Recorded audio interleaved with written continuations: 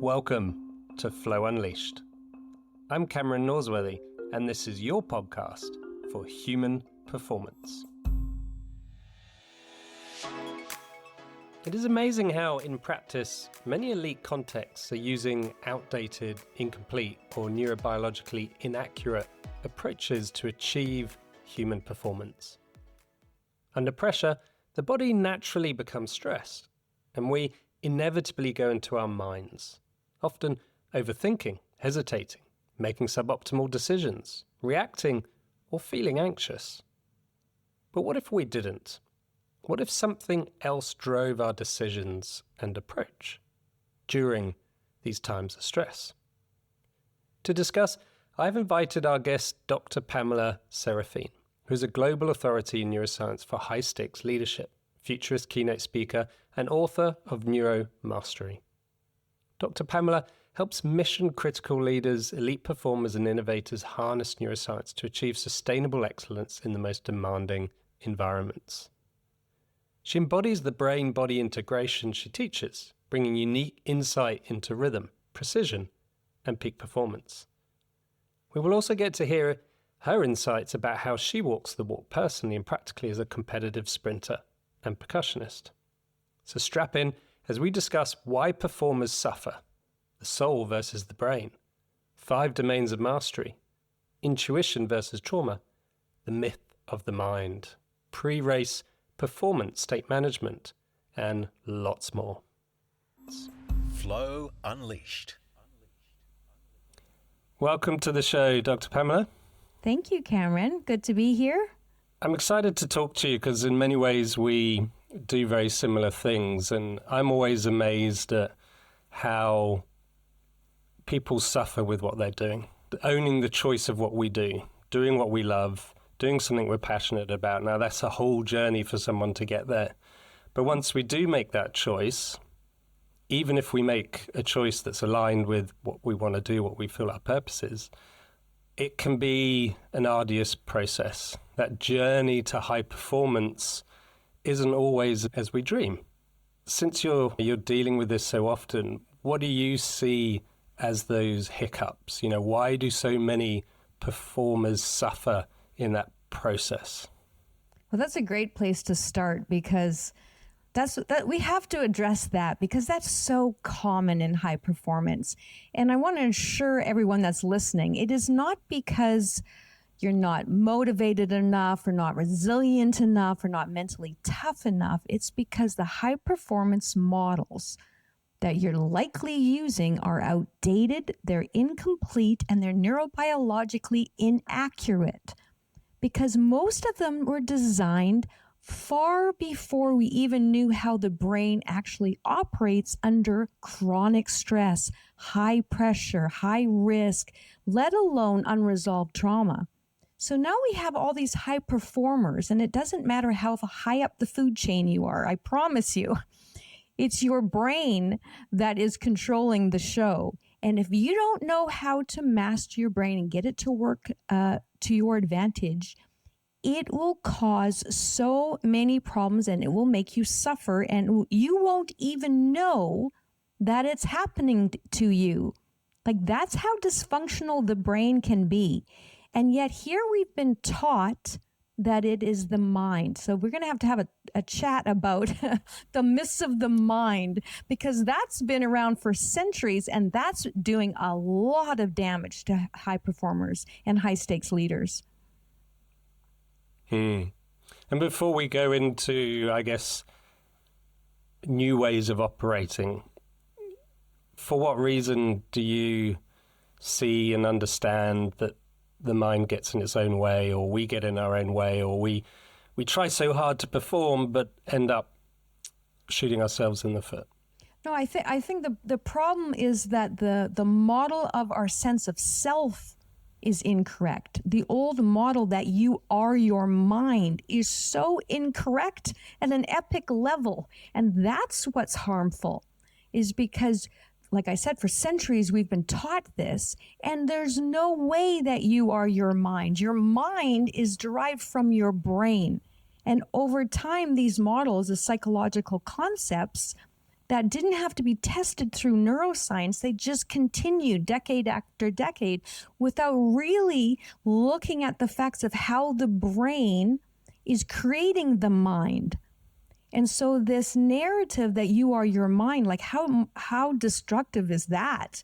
Because your brain will make you think and do anything that it wants to. It is in control for most people. So the mind itself, we've got to break that model, which is a lot what my work is about, so that you can understand that you are not your mind and you are not your brain. And so that alone is a game changer. Like that's like, if you think of all the topics that are like, master your mind or mental injury or psychological injuries, it's physically impossible for that to be who you are. And so any kind of suffering, or even, you don't even have to suffer. Let's say you're not achieving your goals. It's still coming from your brain. Your brain's going to drive the behavior. So if your brain isn't optimized, you're not going to get the results. And so what happens is that most people, they take it on themselves and they think, well, why isn't this working if I've done everything that I'm supposed to do? And the fact is because what used to work doesn't work anymore. And that's why we have to update the models to suit how your neurobiology actually works. And especially for high performers, because like I said, they've already done everything. Like if you're a high performer, you're already there. You're resilient. And I know this, right? Because I work with, and now I mentioned this, let me mention this, that I work as a trauma expert as well and an educator. So I work with high performers that have done everything, and they are still self-destructing behind closed doors because of this complete unawareness of what is causing the problem. And it's always the brain. Even if you may think that it's other people, it still has to be processed through your brain. So all the problems and all your, the goals you want to achieve, no matter what, it's got to be processed through the brain. Yeah, I love that. Yeah, I'm always amazed how self-limiting we are, which comes back to our psyche or our schematics that we hold mentally about the world and our self, and whether it's expectations, whether it's the struggle or even if it's physical pain, a lot of that is within our mind as to how we're perceiving those signals and how that becomes a limitation to moving forwards. Yes, and you've got to be able to step back and know that that's not you. Like that's clearly not you. And until you can do that, that's the basics of being able to separate that. But the majority of people, they have no idea how to do that. Well, let's just zoom in on that one point before we move forward, if you may, because I think that's a really important point. A lot of people might relate to the idea there's the outer game and there's the inner game, right? Mm-hmm. There's the external influences and conditions and distractions and conflicts that it takes us a little while to move beyond that, to stop the blame game, to stop constantly trying to optimize everything within our setting or ecology in order to do better. Once we realize we have an inner game, then we start to go, okay, I'm more empowered here. Mm-hmm. I can start to choose how I feel. I can start to choose how I think and so forth. But then within that, there becomes this self-imposed prison of we become attached to what we're trying to do mentally, and we start to operate within the confines of where our mind has situated us, and inherent within that is our self-limiting beliefs, our values, and so forth. So how have you found in your practical experience working with people, and we'll move on to the science later, but what have you found as to sort of that gateway to help people move from a place of I am my mind, which is quite an empowered place to be if we're managing it, to actually I'm more than that, and that's liberating? Well, first of all, pretty well everybody I see comes in thinking that they are their mind. That's the primary belief. So I like to teach it in the 4 entities of self. Let me cover this first, because this is how I start with everybody. Now you have to understand there are 4 separate entities to master here. You have your brain, which is the processor, a biological processor. You have your mind, which is only thoughts and images. So right there, you've got to really take that in to think every time you hear the word mind, it's thoughts and images, which is derived from the brain.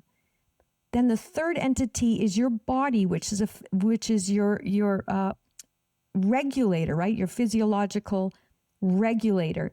And then you have what I like to call the soul. Here's a surprise.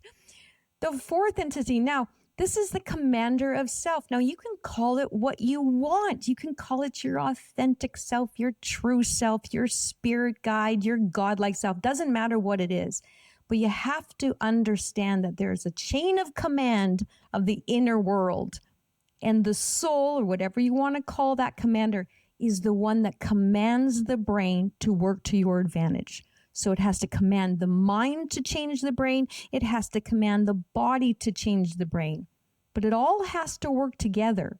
But it's no matter what, it's always the soul, because that's your energy force, right? This is where you're in tune with your values, the essence of who you are. So it's very hard to put it into a simple little package here.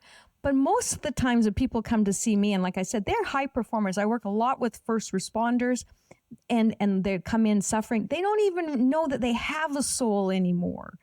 Like, it hasn't even been talked about in the world of high performance. Like, well, if you don't have a soul, how are you taking care of it? If you haven't even acknowledged that this entity exists, how are you possibly flourishing? It's impossible, because your brain is so destructive.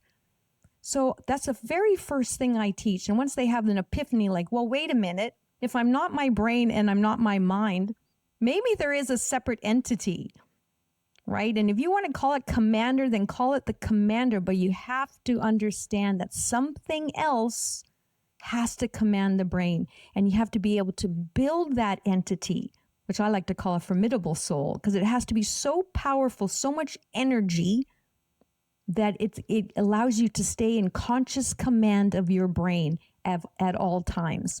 And that's the starting point. And once you have that epiphany, it's a game changer, because it's a different it's a different lens, like you were saying. It's a different lens in which you see the world, a different relationship with yourself, and a different relationship with others, because you see them different when you understand that behaviors and the way they are and their identity and their personality and their worldview is coming from their brain.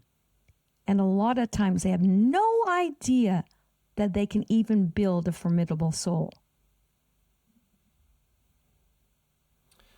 In practice, I think this is where people who have a religious affinity almost have an advantage. I think about the sportsman on the pitch, or who's having that high pressure moment, and in an instant they can go, this is God's will, and they can get out of their own selves, and for people who don't have that religious affinity, how do you help them see that other dimension, whether it goes down a spiritual avenue or not? How do you help them see that separation from that mind? Well, I think that's a good point, because my teachings never address the religious side, because that's not my domain. So you can believe whatever you want to believe. But I'm pretty sure, I've never had a problem with this, that I'm pretty sure that your soul is up to you to feed and nurture. Like that you got to have some responsibility, even if it's the gods like speaking to the soul or whatever. It's still your responsibility. So it doesn't matter to me, and when I talk with clients, what you believe.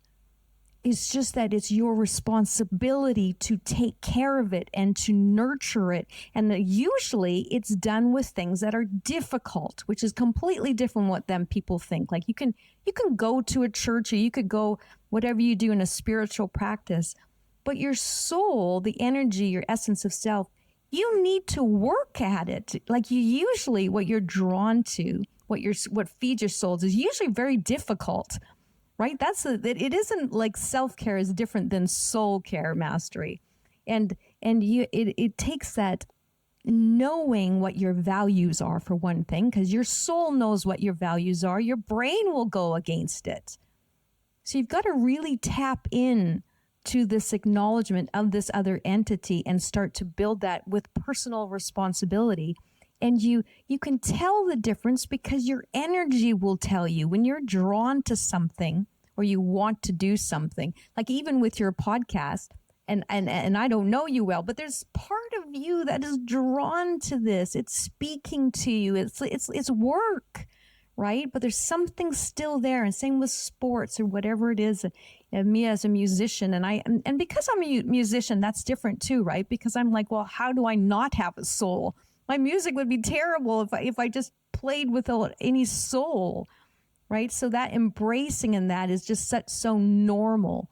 And so for the listener, it is completely up to you, like I said, what you want to call it. Just make sure that you don't think that you are your brain or your mind, and that'll make a huge difference.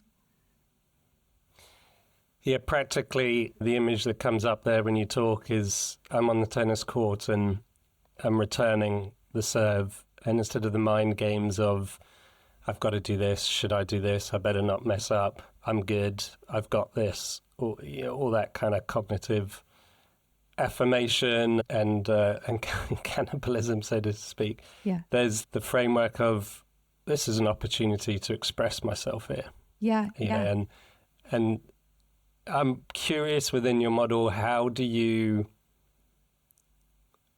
differentiate, or perhaps you don't, between intuition and the expression of that soul? Well, that's a good question. That's a tough one because I don't usually use the word intuition because I work in the area of trauma as well. That's a difficult topic because the way the brain works will fool you into thinking that your intuition is speaking, and it's really the dysfunction of the brain.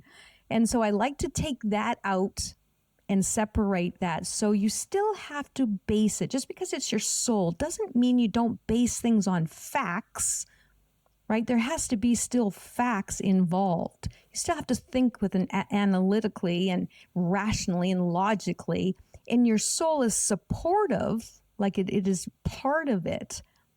But you can't just use the intuition, because the intuition is usually, for most, like this physiological, they call it a feeling, but it's physiology, emotion.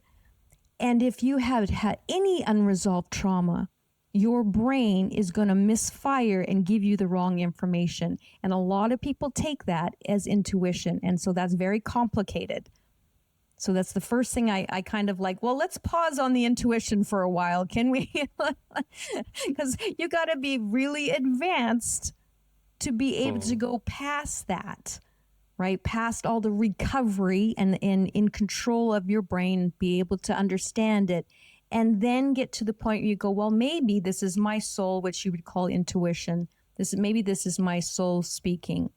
But when you're talking about tennis, all the chatter in your brain are still patterns, neural patterns from the brain. That chatter is the brain. So your brain could have easily said, oh, you've got this, or you really suck. You have no hope in winning. Like, it can say anything it wants, right? Unless you have wired it into your brain. And we talked about this a little earlier. I am wired in to win. Like, I am all about excellence and mastery. And it has taken years and years to wire that in. And now I'm all in now because my brain's wired this way. Yeah, so many points I want to pick up from that. And torn between going down the neuroscientific route or that trauma intuitive route. I think let's stick with the what you said there.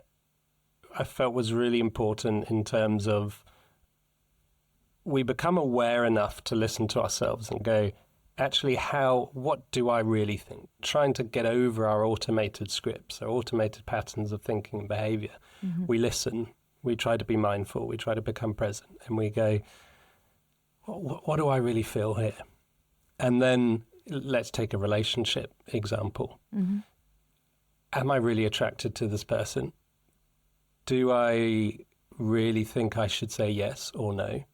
And often what we might initially think or feel is our intuition is actually a deeper protective script. Yeah. How does that work for everybody? There would be no divorce if our intuition was always on point. It felt really right at the time. Like that's a prime example. Absolutely. Yeah.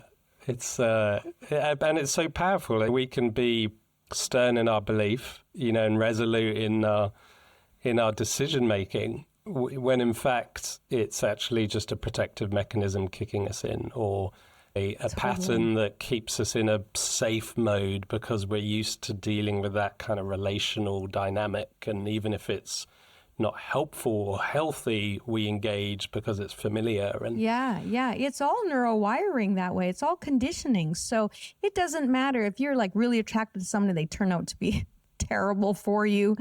Your brain convinced you they were the one. Like that, right? That's what or the opposite. You could have somebody that was fantastic and your brain was like, oh no, I don't trust them. They got bad intentions, yada, yada, and they're no good. And it's like, well, your brain is completely messing with you. That's what you can't trust your brain. Like you really got to be able to step back and go, wait a minute. I don't know if this is my intuition, but let's look through this. Like you've got to have those skills. And really what this comes down to is really a whole new advanced level of skills. And that's what's missing for most people. And that can be unnerving. Like I've had it in the past where you're like, well, what do I trust? I'm kind of half of me saying this person is relevant or not right, but it works. And half of my brain's going, oh no, they don't tick my boxes. They look like this, or the way they do that really pisses me off and I could never continue with that or have further intimacy with that. And a lot of the time it's when we reach that state of intimacy and there's an emotional risk there that suddenly the brain comes in and the mind comes in and shuts us out and moves us away rather than towards. How does trauma fit in there? Like, what have you seen some of the typical patterns in which people, I'm not necessarily talking about deep trauma, but everyday trauma, we all carry a certain degree of trauma from our past. How does that fit in with our neural patterns of behavior? Yeah, well, let's talk about relational trauma then, or that relationship kind of concept, because of course that's a lot of people's problem. They come in, they got problems with the relationship. Now, the main thing that I always start is that people really believe, and now if you believe something, that means it's wired into your brain. They believe that their values are going to be the same as the other person's values. So if you value loyalty or adventure or trust, they come in thinking that other people believe the same thing. And they don't, not even close. So right there, you got dynamic problems with relationships, because the person will say, in my soul, I really believe that I could trust them and they were loyal. And I was like, did you ask them if they valued loyalty? Because they may not. And what I have found is very few people do. Like, when we go through values lists, like seriously, people have radically different values. Now the values are going to resonate with their soul. This is how I can explain it. They resonate with their soul. So you can't pretend you value something that you don't. Like you really, because your brain will, you can try to convince yourself, but your soul will know that this isn't the right one, right? This isn't working. And so I always lead back to values with any decision, whether it's dating, it doesn't even matter the decision. You still have to be in alignment with your values. You have to know what they are, and you have to know what the other people value. Like when my work, I'm always like, I value excellence, mastery, achievement, contribution, collaboration. Those are like, I'm waving the signals to everybody. So if you're interested in that, then I'm the person for you. But I don't pretend that I have other values, because they would clash, right? They really clash, especially when you're trying to build a relationship. You have to have compatible values. So I think that's very much part of it. And I guess understanding, what our scripts are, what are those unhelpful patterns of behavior that come from that conflict, and how we keep falling into that trap and assuming it's actually what we want, but actually a protective mechanism from that dysfunction or mini trauma, if you like. Well, I see a lot now where people are like, well, if they're single, they're like, well, there isn't anybody and I don't want it anymore. And I'm like, oh, I don't believe that. Your brain is completely messing with you, because what, you don't want love? Like, how is that possible? Like, you got to rationally think of this. You might not have met the person, but no, I'm pretty sure you still want love. So you've got to be able to call that out. And a lot of it is blind spots, right? That's why you have to have somebody that for working with me, I'm very direct. So you don't want to work with me unless you want me to call everything out, because it's not doing you any good. Right. So the blind spots are the major problem. And the blind spots come from your brain. Like, just to be clear, that's what your brain's designed to do. Right. So. Yeah. And the power of coaching, often we go to friends that give us the answers we subconsciously want to hear. Yeah, don't do that. Don't do that. I'm like, this is why I always warn people when they work with me. Like, I am not that person. I consider myself an advisor. So I'm going to give you the truth, and then I'm going to tell you exactly what needs to be done. Like, I'm don't come to me thinking that I'm going to support the craziness of your brain that's been speaking to you, because it does you no good, right? So yeah, the worst people to go to, the ones closest to you. Don't ask them. Do you want to help others unleash their performance? Do you want an internationally recognized accreditation to stand out amongst the crowd? Or do you want the playbook I use every day when helping professionals to be their best and find their flow when it matters most? If this sounds interesting, join others who are training to become a high-performance coach. We are on a mission to train a fellowship of expert practitioners and coaches to work with us and help make the world a better place. To find out more, go to flowcoachingfederation.org and check out the Flow Coach accreditation today. All right, let's pivot back to the other avenue I wanted to head down in terms of, in your work with high achievers, high performers. How has your understanding of the neuroscientific literature and your application with the clients around their understanding of how neuroscience can help them, how has that helped and been an advantage to their performance? Well, no matter what, it doesn't, like I said, doesn't even matter the topic. The advantage of neuroscience gives them the why behind whatever the problem is, right? So that's the first thing. Why is this happening? Oh, well, I'll tell you why. It's this, right? Because it's coming from the brain or their mind, their thoughts, or the body. So I have broken it down into 5 domains of human optimization. So I always go through this with clients, regardless of what the problem is. So I can explain that if you'd like. Want me to go through the 5 So the five Sure. domains are, the first one is cognitive mastery. These are 5 domains of mastery that have been left out of the narrative. So first is cognitive mastery. That's a shift from changing your control of thoughts, like we talked about controlling thoughts, to actually consciously changing your brain. So you have to know, like, are they capable of that? Like, are they aware of that? You have to have cognitive mastery, like mandatory. And then we have emotional mastery. Now, we could have spent the whole podcast on emotional mastery because most high performers have mastered, now, 2 parts of emotional mastery. So emotional mastery is going from that shift from suppression, tactical suppression, to tactical transformation. So most have mastered detachment and suppression. And a lot of times our job demands that, right?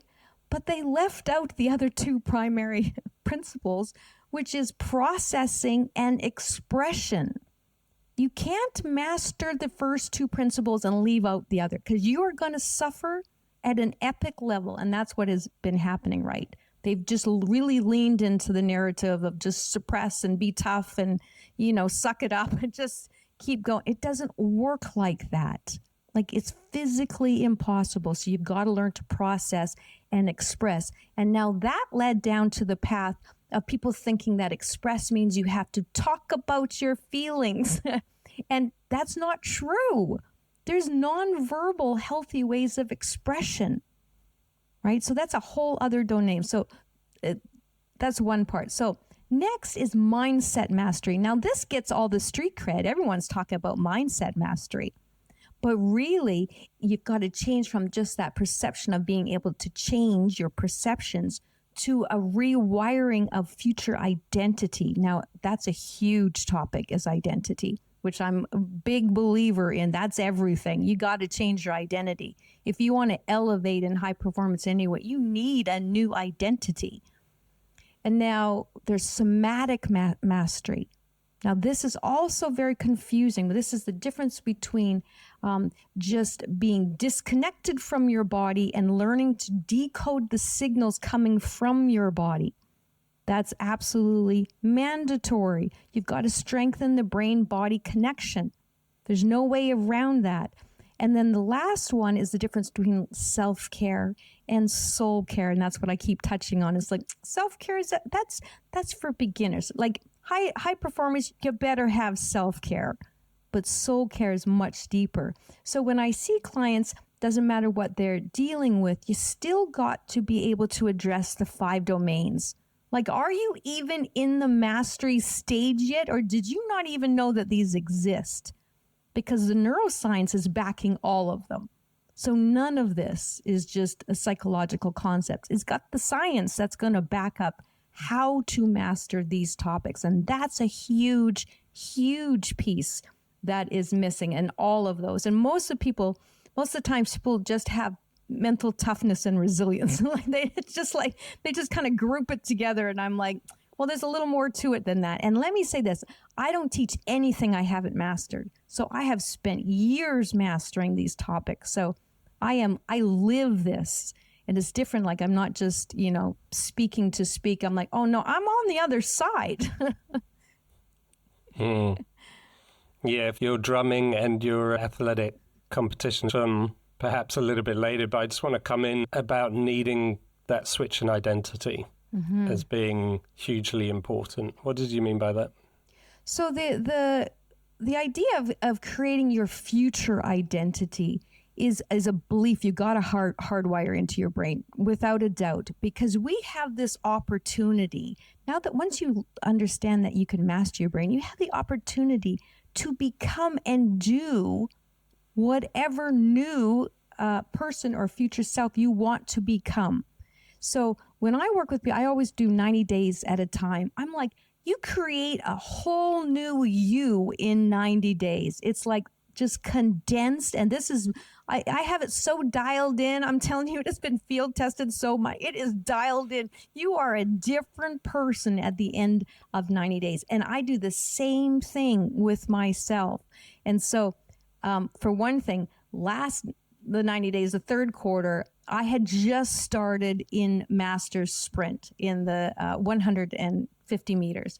And so my goal was to become an elite athlete. That was like 90 days. Like, what's it going to take? And I'm like, I'm all in. If you know anything about sprinting, it is brutal. So my goal was to win 2 gold medals in 90 days. And it was supposed to be impossible. And of course I achieved it. I can't not achieve it. I'm like wired to do whatever it takes because it's in my identity. And now this continues. And like I said, my goal is to set a new world record.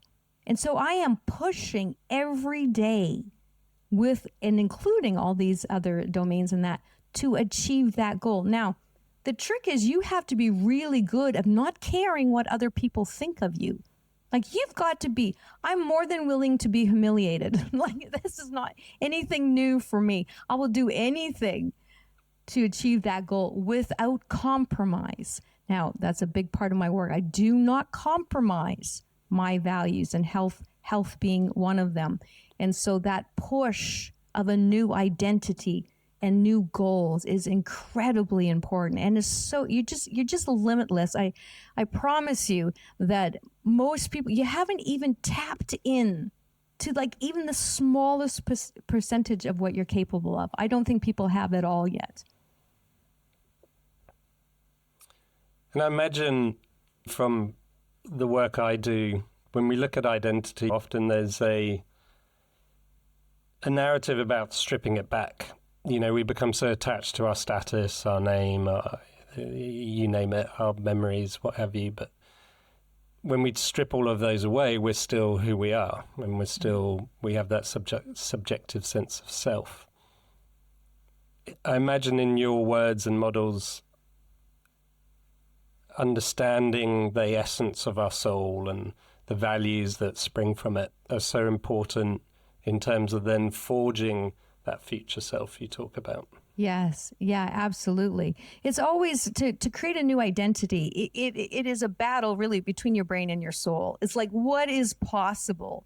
And then it is like, it's minute by minute really of every time your brain pulls back. It's like, I like smacking it. It's like, no, this is what's happening. So I'm so in tune with how many doubts, because you can imagine the amount of doubts that would, like sprinting all of a sudden. And I'm not a spring chicken, by the way. I don't know, you don't know how old I am, but it is Masters. But, that identity is a big part. Now that's just one, like a noun, right? But I always do 3 adjectives to describe or traits that I want to become.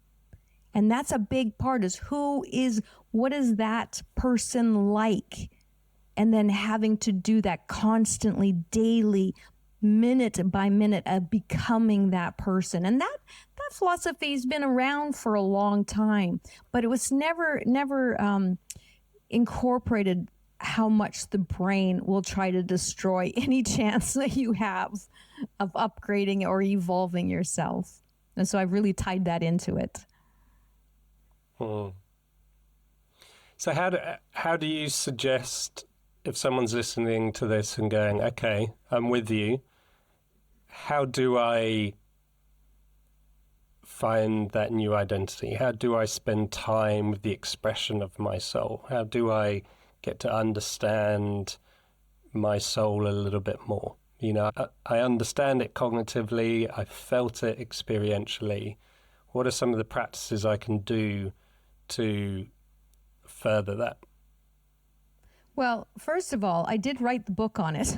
So I'm going to say that because, and I'm like, I don't care if people think I'm promoting my book. I wrote it for you. Like, I specifically wrote it for people that want to elevate. I gave the skills and the topics in there, how to differentiate, how to create the new identity. So that's incredibly important. But you've got to break it down an easy way. Like I said, 90 days. and you choose 3 words that you want to become, that kind of person you want to become in 90 days. And you have your 10 values, 5 non-negotiable, 5 secondary values. You've got to have them written out in front of you. And then those goals, 3 goals for 90 days, they have to be in alignment with that. So your soul's going to say your values. It's going to know the words you want to describe that identity. And then you've got 3 goals, 1 primary, 2 secondary in 90 days. And then everything you do is towards there as fast as possible. And you'll be able to tell when your brain starts sabotaging you, but you line it back with those values because you set those goals, right? And like I said, the book details all that, but that's the skinny version of it. But it's 100% possible. Now, you don't have to have massive goals. That's it. People are confused with that, right? Because especially in trauma recovery or something, you might have a goal that you want to master 2 skills to overcome anxiety. Like it might just be that. You might have it just depends. It doesn't even matter. All that matters is what matters to you. So if you've never had the identity of being a bold, adventurous, peaceful person, then you choose those words. Like choose something that makes you break a sweat. It should make your skin crawl of becoming that because it's so frightening. Because then that's your brain trying to sabotage you.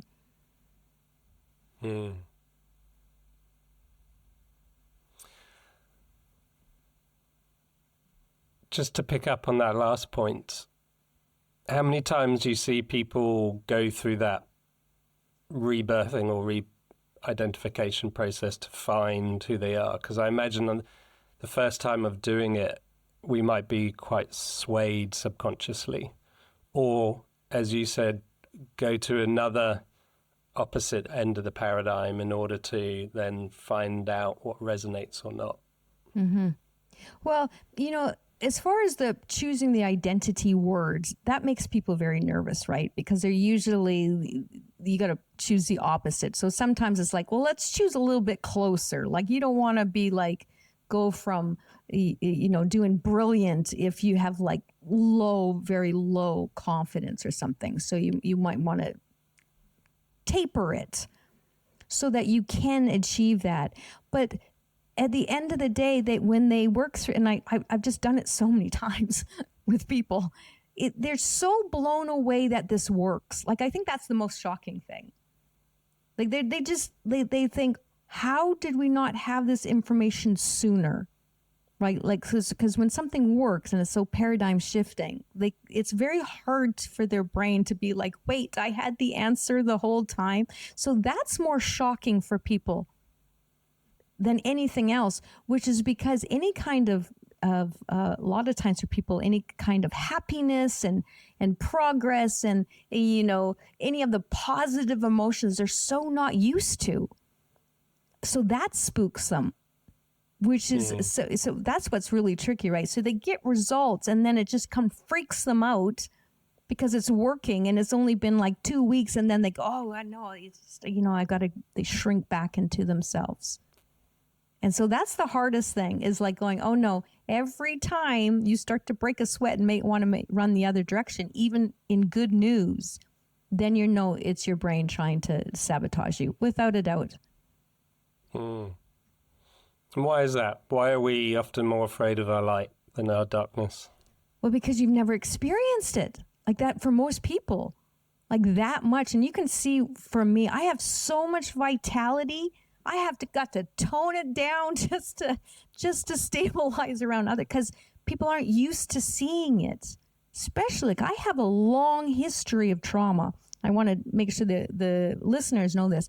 I have a long history of poverty and violence and all sorts of mental health conditions and psychosis, and I've been, suicidal. I have lived through this and come out with so much vitality that it makes it sometimes difficult for people to resonate with me because they think, oh, she'd never understand. And it's like, oh, hell no. That's why I'm so good at this, is because I've lived it. And so that light and that vitality, most people have just never experienced it. Or maybe they did when they were younger and it's been so long, it seems so impossible. Especially as you age, they think, oh, there's no way. I'm like, what? I just got started. I just got here. Like that's how much hope I have for the future and what other people can experience. Because like I said, you're just starting. You're just starting. You have no idea what's possible for you and the people that you meet and the life you can live.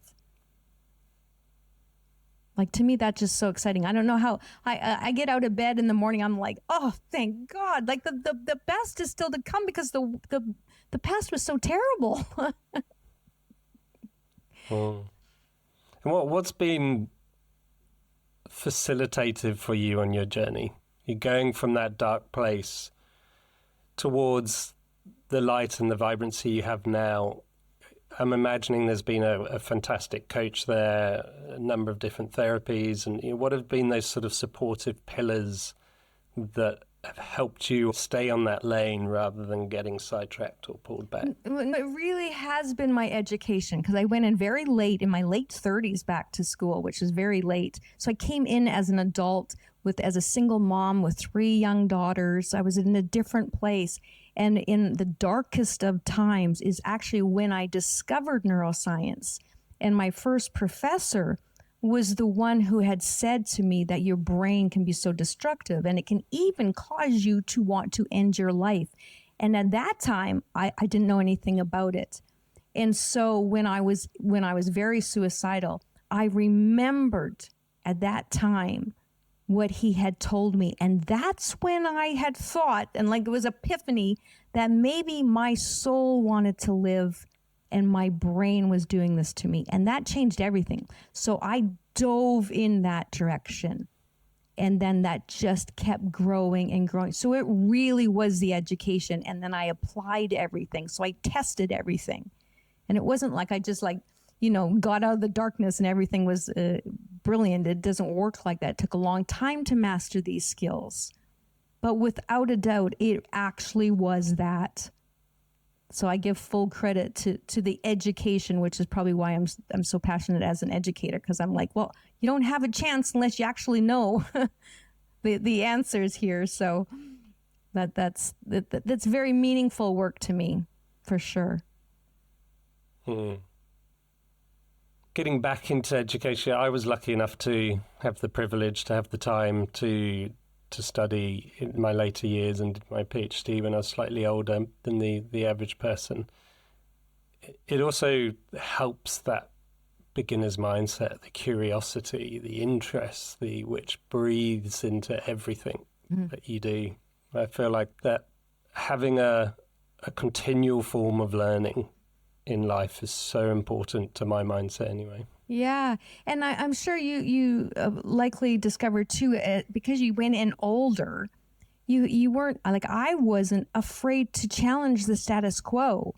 So I just went and studied so many different fields of study. Like I just soaked it up, and I wasn't afraid to challenge it because I was a grown adult, and that was, so when they said, this is the way it is, this is the way it's always been. And I was like, oh, hell no, that's not even close to the reality, because I had lived it. Right. So coming in as an adult, and then we were allowed to challenge it. We don't have to accept everything that was taught along the way. That's not the way it works anymore. So that's why I'm always, myth busting, because I'm like, it doesn't matter to me. It's been around for centuries. It didn't work. Yeah, especially in an academic sense, there's a formality to continuously stick to totally past research. Yeah. Yes. Oh, and it's a closed circle. Let me tell you, that's a different system. And so I'm an outlier 100%, and I have stayed as an outlier and outside of those systems so I can speak freely, because I do push against the status quo without a doubt. Well, sounds like you're needed in that circle as well. as well. Well, now I have the privilege of teaching a lot of them, so. Yeah. All right. You are lining up. You've got the World Championship sprint in front of you. You have done your preparation the night before, the morning of. You're on the track. How do you create or cultivate your neurobiological state for optimal performance? That's a great question. You know, when you were saying it, I'm like, I'm already there. Like I'm prepped so far in advance. So by the time I compete, I'm there. I'm already. I have the skills. I'm wired in, like I said. I'm already so far ahead that by the time I compete, it doesn't matter to me competing. Like the pressure is nothing to me because I've suffered through the rest, right? So the time I get there, that's like nothing compared to the suffering and the embarrassment of being so terrible for so long. That's the difficult part, not the competition.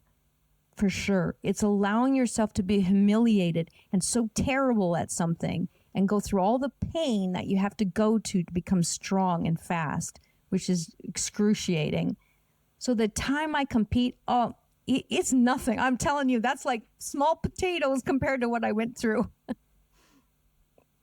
So what is your approach to competition? Often in a sporting sense anyway, and you know, some of this is physical limitations, but as people get older, they tend to sort of veer away from competition. It's for younger people and so forth. What's your approach to competition that allows you to engage and lean into it? Well, I'm 100% for competition. I'm all about competition.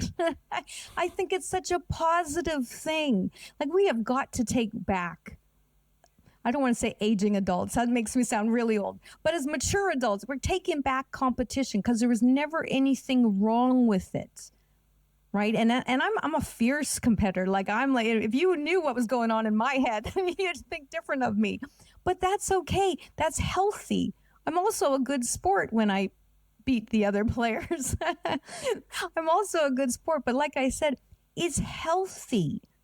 It's like achievement, like thinking achievement's not healthy. Well, yes, it is. If you paid the price for it, right? You earned it. I've earned this. And whether or not I don't set the record at that point is irrelevant. I've already done all the work. So it's only a matter of time. And so I want to encourage the listeners to be absolutely competitive. That's a healthy way of being, but you have to have done the work. And every time you lose or you don't achieve what you say, what's going on in your head? Because that shows the gap of mastery. Like if I thought I was faster than I am, and if anything's happening in my head, like, oh my God, you suck, girl, or something like that, then I know that there's a gap that I got to work on. Like there's something's not working. And so I test that all the time. Like I purposely go out to be humiliated. Like I'll run against the young ones, and I love seeing them. To put yourself in that space where you can absolutely lose and test if you have control of your brain. I think that's everything. Yeah, I mean we don't know how tall we are until we're in under, but I guess in society there's such a competitiveness is rife in business and now in education, and now 5-year-olds are anxious because the negative consequences if we don't hit the grade or we don't do well or please the teacher or the parent or so forth. Yeah. And the way I see competition nowadays, and half of my brain always flips back to the old way, and then I need to recognize and recognize where I'm at and adopt my favored position on competition. But it's a collaborative sense of competition as opposed to a combative one. Instead of I have to be better than this person. It's rather, I want to be my best, and playing these amazing players is going to crystallize my ability. It's going to test me. It's going to bring out my best. And we're gathering ability here and furthering our ability together. And isn't that a wonderful thing? And then suddenly the pressure of the event becomes this like powerful step ladder to my own performance. Yeah. But when I get into a place of so focused on the outcome because I need to be the winner and I can't be a loser, then the mind kind of takes over my experience. Yeah, I can see why that is for some people. Like I can see that need because of it's that's a different lens to look at it. Like when I look at it, I'm winning. Like you're going to, I'm gonna win. Now, like I said, if I don't, I for one thing, I have 3 layers of success. I don't know if you know this. 3 layers of success. So A, B, and C. A is your ideal goal. B is your realistic goal. C being baseline. So I have that set up. So either way, I'm gonna win. Like I'm like, it's a success. But I always wire in number 1. I'm going for gold. I'm not going for silver, and I don't want no bronze. So it's wired in that way. But like I say, it's the gap that you have to have the skills in place that if you get the bronze or the silver, then you don't attack yourself. So it's definitely having the skills in place in advance. Yeah. And that self-relationship. And plus, I'm really playful at it. Like I'm a good sport. I'm very playful. I'm fine making fun of myself. I could care less. It doesn't matter to me.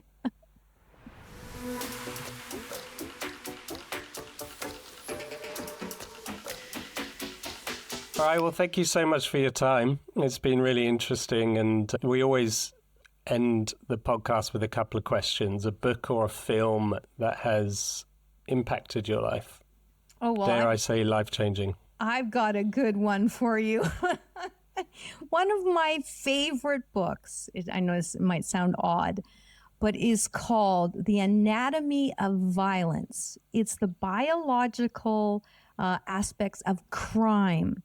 And it is an absolutely fascinating book because it was a neurocriminologist that studied the brains of violent offenders.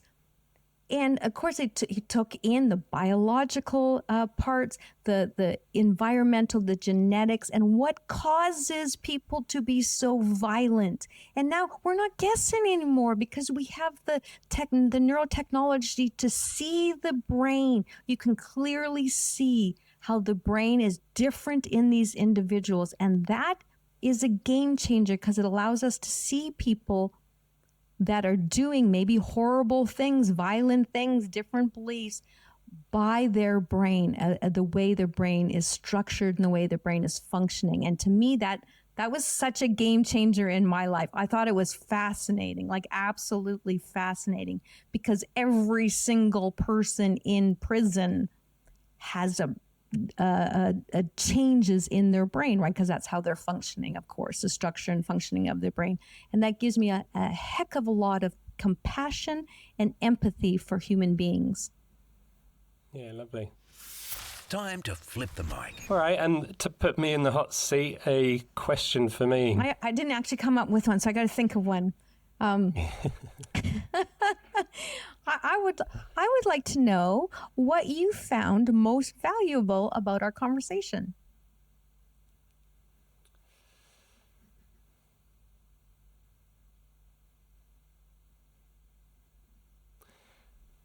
What's intuitively coming up for me is just that connection with that expression of the soul.